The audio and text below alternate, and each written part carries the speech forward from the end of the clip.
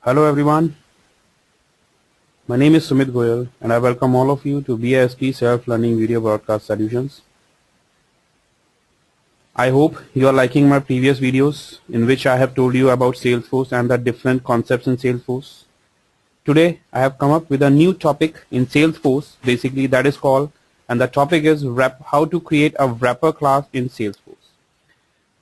I believe that you know about wrapper class in Java, or most of you, if you are from programming background or from Java, you know about that wrapper class we have wrapper classes in Java and what's the use of those classes in Java over there. So the concept of wrapper class in Java is same, we have in Salesforce as well. So the concept is same, only the implementation will be different. So for the beginners, let's understand what is a wrapper class. So wrapper class is basically, it's a class whose instance are collection of other objects. So we can say that we are creating an instance of other object and it's used to display different objects on Visualforce page in same table. So in my previous videos I have already explained that how to display the records of by using a Visualforce page from a single object, but in this case with the help of wrapper class we can display the data from different objects on a Visualforce page in the same table in the form of rows and columns. In the Visualforce, most important use of or most important use case of wrapper class is to display a table of records with a checkbox and then process only the record they are selected. So I'm going to work on the same scenario. I will be going to create a Visualforce page, and in that Visualforce page it will be going to display the records from an object, and there will be a checkbox and we will be going to select the checkbox and the button, and when I clicked on the button it will display the more information about the selected records. So in a simple words, wrapper class could be thought of as a temporary holder buffer for information lying across different table queried via SQL. So basically we are running a SQL query in Salesforce and we are extracting the data, and after the data is extracted it will be temporary hold or buffered, and then we will be going to we are going to display the data from that temporary space or the buffered area. So I'm going to construct the same kind of example. So you can see here this is on the same screen, it's a same page, Visualforce page. In the same page I have displayed the list of accounts from the account object. In this case I have used a one object. You can display the records from more than one object as well. So here I have displayed the account and I have selected 3 records over here, and after I clicked on this display the selected record button, after I clicked on this button over here, it will display the records over here. So you can see we have displayed only account name and phone. We can display other column as well over here. So this we have to implement in Salesforce or in a Visualforce page by using a wrapper class. So let's see how to implement this in Salesforce. So for this, first of all, let me switch to Salesforce. So you can see I'm already on my Salesforce. Now I'm going to create a new Visualforce page. So to create a Visualforce page, there are multiple options for creating a Visualforce page. If you know how to create a Visualforce page, so that is okay. If you do not know, you can visit my previous videos to know about how to create a Visualforce page in a Salesforce. So I enter this name apex / and display account records.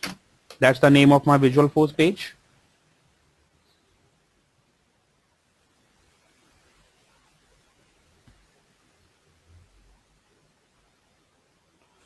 So I click on this link to create the page, and once the page is created I am going to copy paste the code. So open this, expand this, and then expand the screen, remove this unwanted code, then I'll open that's the code for Visualforce page. I'll explain you this code later on. So I'll try. Then so here you can see I have used a controller class. That is the name of that controller class is wrapper example. Save it. I'll got an error message because this controller class, if this controller class does not exist, I'll got an error message.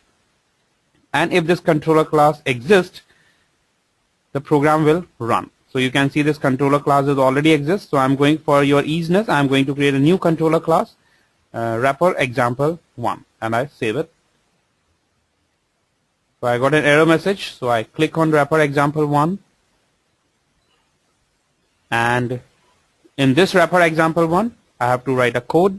So the code for wrapper example 1 is this one, and let me copy paste the code in between the tags and wrapper example 1.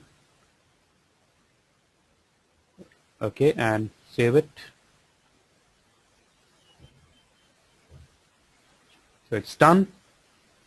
And now if we'll see the output, so when I select 2 or 3 records, let's say I selected 3 records, Jack Machines, Gen Points, and United Oil and Gas Corp UK, and when I click on show selected account, it displays the selected account in the same screen in a different section in the form of rows and columns. So this I have achieved using a wrapper class. Now let's move on to code and see, look at the code, what we have created in the code. Yeah. So you can see here, first of all, we have start with a controller. That's the controller. So I believe you know the difference between the standard controller and a controller, and why do we use a controller over here. Then we have a command button, process select, that's the action which we have associated, that is associated with the button over here. And re-render is for refreshing a particular section or area. And after that we have created one page block table, and this page block table is getting the values from the wrap account list. Then we have created one input checkbox, and this will display the value that wrap it is selected or not, and it has got one ID associated with this input checkbox, input ID. Then there are 3 columns: account name, account phone, and billing city.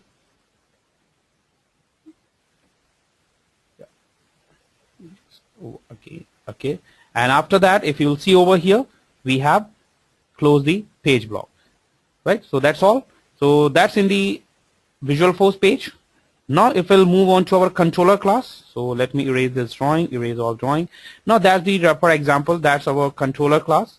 So in this controller class, what I have done, first of all, I have created a list of as a wrap account list, and a list as an account because I'm getting the records from the account object. In the constructor, I have get the records from the account and store in the account object, and added the records into the wrap account list, and this list we are displaying on the SalesForce page. After that, after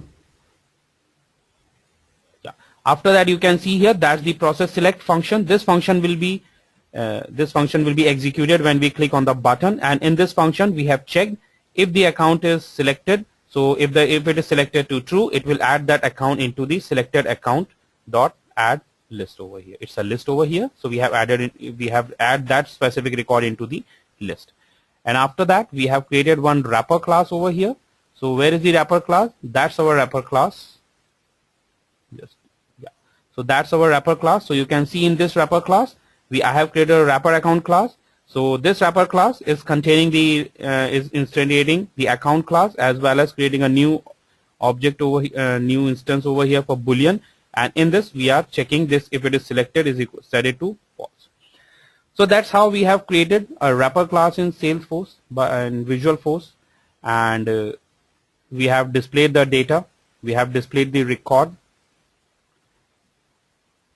And now if I'll uncheck all, and if I'll made a new selection, BSP solutions, and show selected account, so it will display only the current selected record. So that's how we can create a wrapper class and how to achieve this. In my next consecutive video, I'm going to use the same wrapper class, and with the help of in that video I will be going to display that it will display the list of records, and there will be a button, and when we click on that button, we can directly send an email to the selected records. So please wait for the next consecutive video. Till then, have a nice day ahead. Goodbye.